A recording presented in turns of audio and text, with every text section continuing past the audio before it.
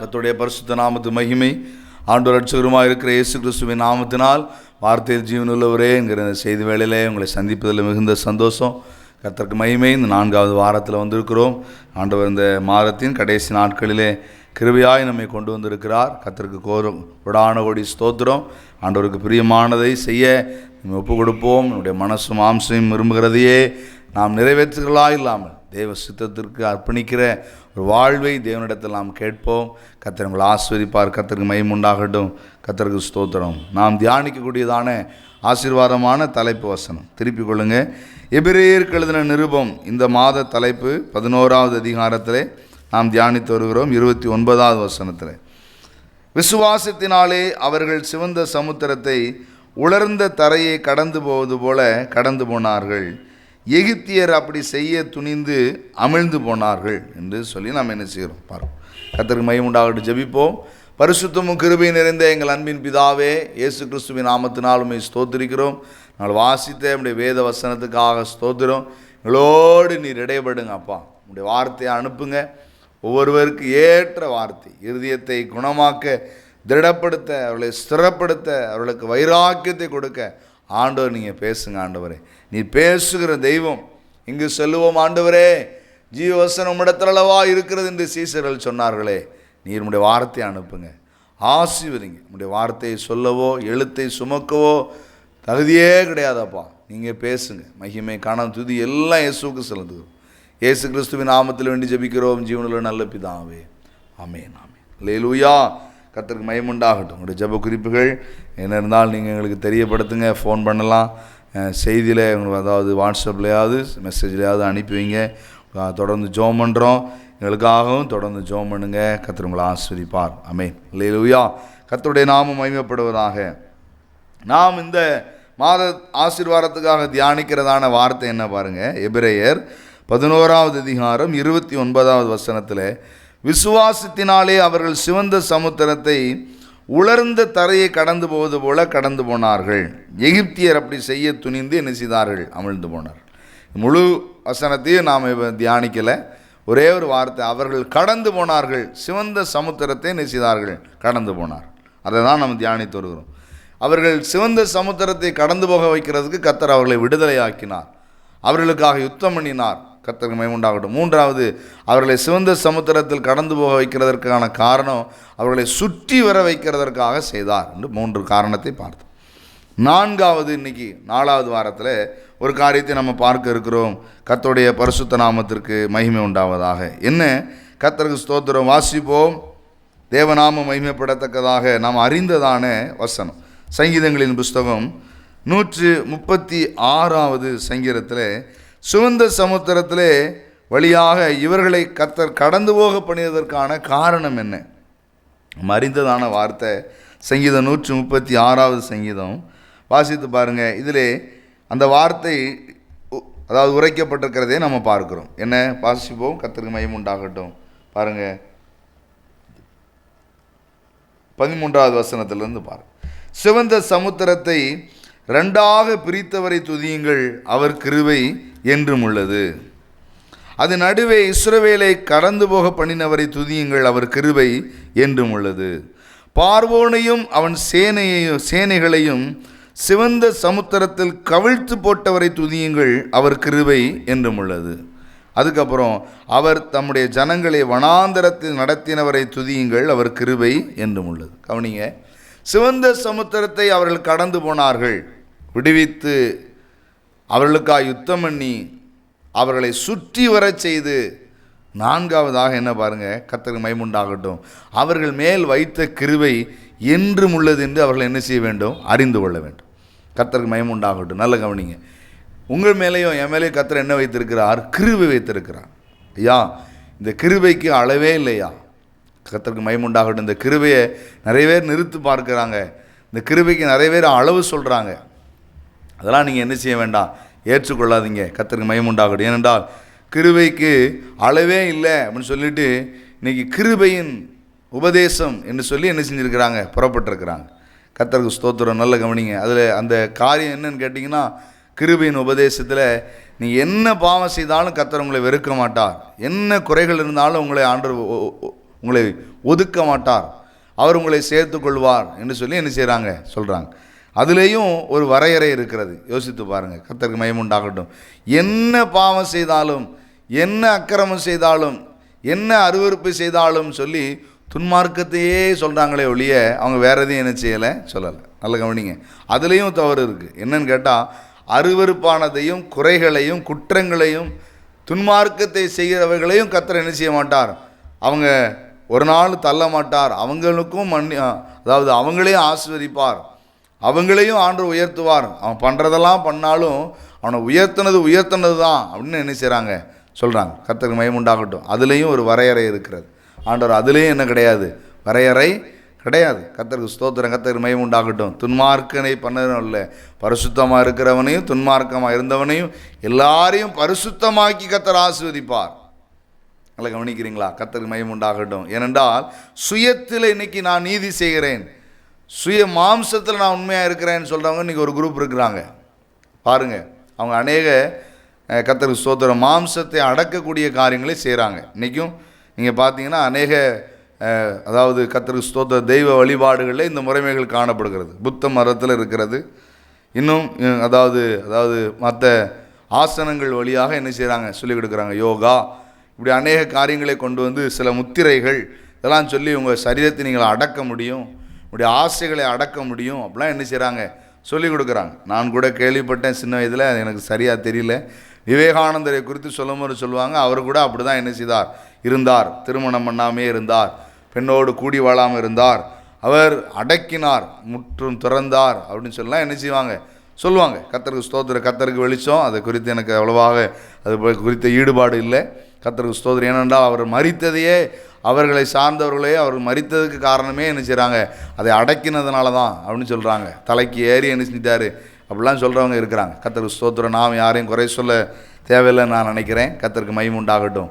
ஆனால் மாம்சத்தினால் தன்னை நீதிமானாக காட்டுக விரும்புகிறவர்களையும் கர்த்தர் என்ன செய்வார் பாருங்க, ரட்சிப்பார். அதே நேரம் மாம்சத்திலேயும் பரிசுத்தம் இல்லாதவனையும் கர்த்தர் என்ன செய்வார், ரட்சிப்பார். வரையறையே கிடையாது. கர்த்தருக்கு ஸ்தோத்திரம். நல்லா கவனிக்கிறீங்களா? கர்த்தருக்கு மகிமை உண்டாகட்டும். எப்பேற்பட்ட பாவியும் அவனை பரிசுத்தமாக்கி ஆண்டவர் ஆசீர்வதிப்பார். அவனை நீதிமானாக்கி கர்த்தர் ஆசீர்வதிப்பார். அவனை சுத்தவனாயாக்கி கர்த்தர் என்ன செய்வார், ஆசீர்வதிப்பார். இதை அநேகர் திருத்தி என்ன செய்கிறாங்க, கிருபையின் உபதேசம் என்று பேசுகிறார்கள். கர்த்தர் நம்ம மேல் கிருபை வைத்திருக்கிறார். இந்த கிருபை எப்படிப்பட்டது பாருங்க, அவருடைய அன்பு, அவருடைய நேசம், அதற்கு என்ன கிடையாது, அளவே கிடையாது. அவருடைய இரக்கம், அவருடைய கர்த்தருக்கு மகிமை உருக்கம், இதற்கு என்ன கிடையாது, அளவே கிடையாது. இதுக்கு பேர் தான் என்ன, கிருபை. கர்த்தர் உங்கள் மேலே வச்சிருக்கிற அன்பும் பாசமும் இரக்கமும் உருக்கமும் இது எதுலேயும் அளவே இல்லாத அளவிற்கு உங்கள் மேலே இதை வைக்கணுங்கிற தராதரமே நம்ம மேலே இருக்கலாம். சொல்லுவோம் பாருங்கள், தகுதி இந்த பிள்ளைக்கு போய் இந்த பையனை கட்டி வச்சிட்டாங்களே, இந்த பையனுக்கு போய் இப்படி ஒரு பிள்ளையை போய் கட்டி வச்சுட்டாங்க, தகுதி இல்லைன்னு சொல்லுவோம் பாருங்கள். தகுதியே இல்லாதவனுக்கு அன்பையும் நேசத்தையும் பாசத்தையும் வச்சு அவனை உயர்த்துறதுக்கு பேர் தான் என்னது பாருங்கள், கிருபை. இதை ஆண்டவர் யார் மேலே வைக்கிறாரு, நம்ம மேலே வச்சிருக்கிறார். வேறம் சொல்லுகிறது, உன்னதத்திலே மகிமையும் பூமியிலே சமாதானமும் மனுஷன் மேல் கர்த்தர் வச்சிருக்கிறார், பிரியம் கிருபை வைத்திருக்கிறார். கர்த்தருக்கு மகிமை உண்டாகட்டும். இந்த கிருபை வேறம் சொல்லுகிறது என்றும் உள்ளது. இந்த இஸ்ரவேல் ஜனங்களை ஆண்டவர் சமுத்திரத்துக்கு கொண்டு வந்ததற்கு காரணம், சிவந்த சமுத்திரத்தை கடந்து போக பண்ணதற்கு காரணம் என்ன தெரியுமா? இங்கே உரைக்கப்பட்டிருக்கிறது, அவர் கிருபை என்றும் உள்ளது. உங்கள் மேலே அவர் வச்ச கிருபை என்றும் உள்ளது. கர்த்தருக்கு மகிமை உண்டாகட்டும். இந்த கிருபை எப்படிப்பட்டது தெரியுமா? உங்களுக்கு ஜெயத்தை தரும். இந்த கிருபை உங்களுடைய நோய்களெல்லாம் குணமாக்கும். இந்த கிருபை உங்களை ஆசீர்வதிக்கும். இந்த கிருபை உங்களை உயர்த்தும், உங்களை பயன்படுத்தும். கர்த்தருக்கு மகிமை உண்டாகட்டும். அநேகருக்கு சாட்சியாய், அநேகருக்கு ஆசீர்வாதமாக இந்த கிருபை உங்களை என்ன செய்யும், மாற்றும். இந்த கிருபையை, இந்த நேசத்தை, இந்த அன்பை, இந்த உருக்கத்தை, இந்த இரக்கத்தை கர்த்தர் உங்கள் மேலே என் மேலே என்ன செய்திருக்கிறார். தகுதியில்லாத நம்ம மேலே தகுதியுள்ள ஆண்டவர் நம்ம மேலே என்ன செய்திருக்கிறார், வைத்திருக்கிறார். இந்த கிருபை என்ன செய்யுமா பாருங்கள், எழுதப்பட்டிருக்கிறது என்றும் உள்ளது என்று என்ன செய்யப்பட்டிருக்கு, எழுதப்பட்டிருக்கு. சுவந்த சமுத்திரத்தை அவர்கள் கடந்து போக பண்ணுவதற்கு கர்த்தர் அவளை விடுதலையாக்கினார், அவர்களுக்காக யுத்தம் பண்ணினார், அவர்களை சுற்றி வர செய்தார். மூன்றாவது என்ன பாருங்க, அவர் மேலே கர்த்தர் என்ன வச்சிருக்கிறார், கிருபையை வைத்திருக்கிறார். கர்த்தருக்கு மகிமை உண்டாகட்டும். நல்லா கவனித்துக் கொள்ளுங்க.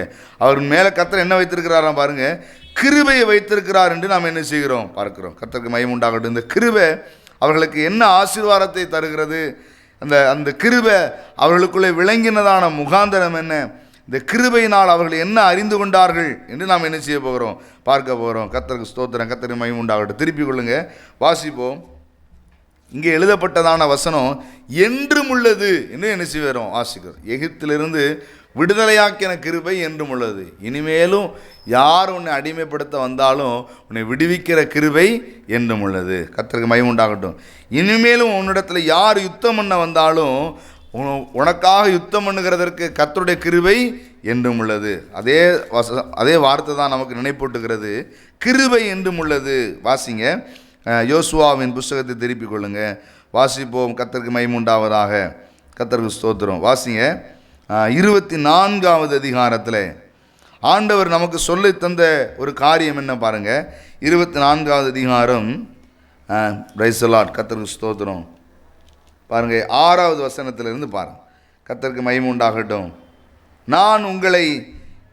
நான் உங்கள் பிதாக்களை எகிப்திலிருந்து புறப்பட பண்ணின போது சமுத்திர கரைக்கு வந்தீர்கள்.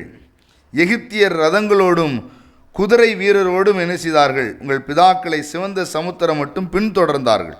கர்த்தருக்கு மகிமை உண்டாகட்டும். நல்ல கவனியா, என்ன சொல்ல தேவன் என்ன சொல்ல சித்தமாக இருக்கிறார் பாருங்க. கர்த்தருக்கு ஸ்தோத்திரம். அதில் அவர் உரைக்கும் போது பின்தொடர்ந்தார்கள். அவர்கள் கர்த்தரை நோக்கி கூப்பிட்டார்கள்.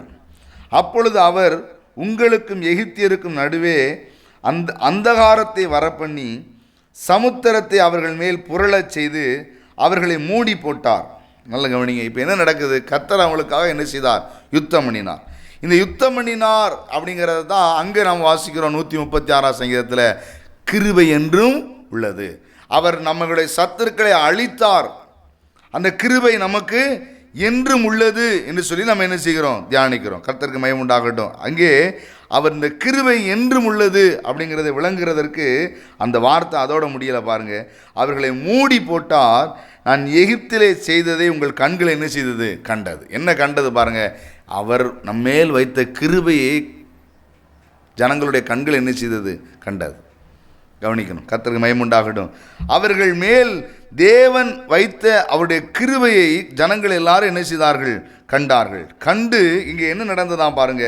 கர்த்தருடைய நாமத்திற்கு மகிமை உண்டாகட்டும். எழுதப்பட்டிருக்கிறது, பின்பு வனாந்தரத்திலே அநேக நாள் என்ன செய்தீர்கள், சஞ்சரித்தீர்கள். இதுக்குள்ளே இருக்கிற ஒரு முக்கியமான ஒரு ஆழமான காரியம் என்ன பாருங்க. கர்த்தருக்கு மகிமை உண்டாகட்டும். அவர்கள் அநேக நாள் வனாந்தரத்திலே சஞ்சரித்து இருக்கிறதற்கு எது ஒரு முக்கியமாக இருந்ததுன்னு கேட்டிங்கன்னா, கர்த்தருக்கு மகிமை உண்டாகட்டும், அவர்களுக்காக கர்த்தர் யுத்தம் பண்ணினாரே, அவர்களை அழித்து போட்டாரே. கர்த்தருக்கு ஸ்தோத்திரம். அந்த கிருபையை கண்டார்கள். அந்த தைரியத்தினால் என்றைக்கும் இந்த கிருபை நம்ம மேலே இருக்கும்னு சொல்லி அநேக நாள் அவர்களால் வனாந்திரத்தில் என்ன செய்ய முடிந்தது, சஞ்சரிக்க முடிந்தது. கர்த்தருக்கு மகிமை உண்டாகட்டும். நல்ல கவனித்துக் கொள்ளுங்க.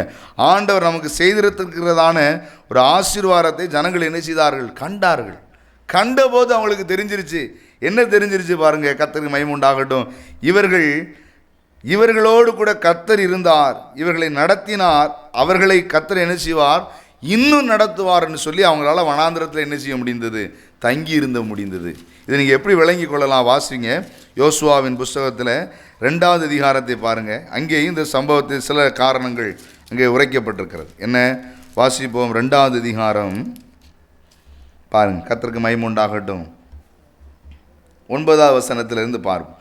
கர்த்தர் உங்களுக்கு தேசத்தை ஒப்பு கொடுத்தார் என்றும் உங்களை பற்றி எங்களுக்கு திகில் பிடித்திருக்கிறது என்றும் உங்களை குறித்து தேசத்து குடிகள் எல்லாரும் என்ன செய்தார்கள், சோர்ந்து போனார்கள் என்று அறிவேன். இது ராகாப்பினுடைய அந்த வார்த்தையை குறித்து நம்ம என்ன செய்கிறோம், பார்க்கிறோம். நீங்கள் எகிப்திலிருந்து புறப்பட்ட போது கர்த்தர் உங்களுக்கு முன்பாக சிவந்த சமுத்திரத்தின் தண்ணீரை வற்றி போக பண்ணினதையும், நீங்கள் யோர்தானுக்கு அப்புறத்தில் சங்காரம் பண்ணின எமோரியரின் 2 ராஜாக்களாகிய சீகோனுக்கும் ஓகுக்கும் செய்ததையும் நாங்கள் என்ன செய்தோம், கேள்விப்பட்டோம். கர்த்தருக்கு மகிமை உண்டாகட்டும். இங்கே வாசிக்கிறதான சம்பவத்தை பாருங்கள். இங்கே என்ன எழுதப்பட்டிருக்கிறது, ஆண்டவர் அவர்களை சமுத்திரத்திலே நடத்தினதற்குடைய முகாந்தரத்தில் என்ன நடந்தது பாருங்கள். இவர்கள் அதுக்கப்புறம் ராஜாக்களை இவர்களுக்காக கர்த்தர் என்ன செய்திருக்கிறார்.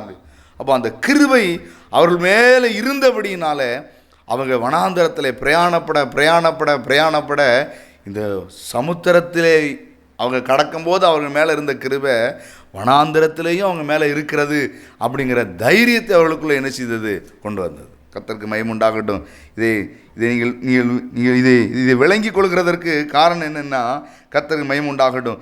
தேவன் உங்களுக்கு சமுத்திரத்தில் செய்தது போல இன்னும் உங்களுக்கு என்ன செய்வார். ஏனென்றால் கிருபை இன்னைக்கு மட்டும் உள்ளதல்ல, என்றும் உள்ளது. கர்த்தருக்கு மகிமை உண்டாகட்டும். இதை விளங்கி கொள்ள இன்னொரு வசனத்தை உங்களுக்கு நினைப்பூட்டுக்கிறேன். வாசிங்க, யோசுவா 4வது அதிகாரத்தில் வாசிங்க. கர்த்தருக்கு மகிமை உண்டாகட்டும். 23ஆம் வசனத்திலிருந்து பாருங்கள். பூமியின் சகல ஜனங்களும் கர்த்தருடைய கரம் பலத்ததென்று அறியும்படிக்கும் நீங்கள் சகல நாளும் உங்கள் தேவனாகிய கர்த்தருக்கு பயப்படும்படிக்கும், இன்னைக்கு மட்டுமில்லை என்னென்னைக்கும் உங்கள் தேவனாகிய கர்த்தர் சிவந்த சமுத்திரத்தின் தண்ணீரை நாங்கள் கடந்து தீரு மட்டும் எங்களுக்கு முன்பாக வற்றி போக பண்ணினது போல அதே மாதிரி. ஏனென்றால் அப்போ இருந்த அதே கிருபை இப்போ யோர்தான் கிட்ட வந்திருக்காங்க. இங்கே எழுதப்பட்டிருக்கிறது பாருங்க, இருந்தது போல உங்கள் தேவனாகிய கர்த்தர் யோர்தானின் தண்ணீருக்கும் செய்து சமுத்திரத்தை வற்றி போக பண்ணி அவர்களை நடந்து போக பண்ணின கிருபை இப்போ எங்கே வந்திருக்கு, யோர்தான் கிட்ட வந்திருக்கிறாங்க. இப்பவும் அந்த கிருபை இருக்குது. நல்ல கவனிங்க. சமுத்திரத்தை கர்த்தர் கடந்து போக பண்ணினதற்கான காரணம் என்ன, அந்த கிருபை இவங்க மேலேயே இருக்கிறது என்று அவர்கள் என்ன செய்ய வேண்டும், பிரயாணம் எல்லாம் கண்டுகொள்ள வேண்டும். கர்த்தருக்கு மகிமை உண்டாகட்டும். இங்கே எழுதப்பட்டிருக்கிறது, யோர்தானின் தண்ணீருக்கும் செய்து அதை உங்களுக்கு முன்பாக நீங்கள் கடந்து தீர்மளவும் வற்றி போக பண்ணினார் என்று அறிவிக்க கடவீர்கள் என்றார். இதற்கு காரணம் என்ன, அவர்கள் மேல் வைத்த ஆண்டவர் கிருபையின் திரட்சி, அவர்கள் மேல் வைத்த கர்த்தருடைய ரட்சிப்பு, இதை அவர்கள் என்ன செய்ய வேண்டும் பாருங்க, அறிந்து கொள்ள வேண்டும் என்கிறதற்காக கர்த்தர் என்ன செய்தார், இதை அவர்கள் மேல் வைத்தார். இந்த வசனத்தை கேட்ட ஐயாமா கர்த்தருக்கு மகிமை உண்டாகட்டும். வனாந்திரத்தில் அவர்களை வழி நடத்தினதுக்கு காரணம், சிவந்த சமுத்திரத்தை கடந்து போக பண்ணினதற்கு காரணம் என்ன தெரியுமா, அவர் மேலே வச்ச கிருபை என்றும் உள்ளது என்று அவர்களை என்ன செய்ய வேண்டும், கண்டுகொள்ள வேண்டும். இன்றைக்கி மட்டுமல்ல. கர்த்தருக்கு மகிமை உண்டாகட்டும். கர்த்தருக்கு ஸ்தோத்திரம்.